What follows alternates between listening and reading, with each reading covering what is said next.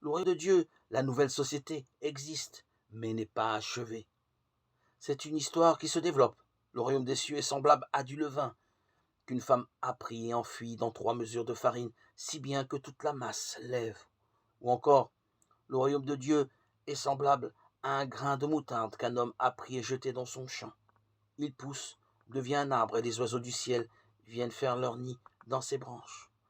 La nouvelle société doit se former parmi les hommes, grandir parmi les hommes.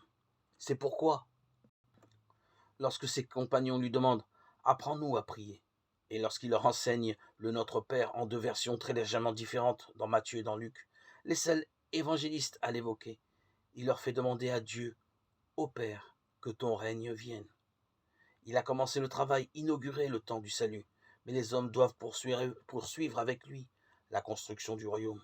C'est dans ce but que Jésus a recruté les 12 et d'autres disciples. C'est dans ce but qu'il a lancé son mouvement, qu'il demande de se repentir, c'est-à-dire non de se frapper la poitrine, de se flageller ou de se dire toujours coupable, mais de changer de mode de vie.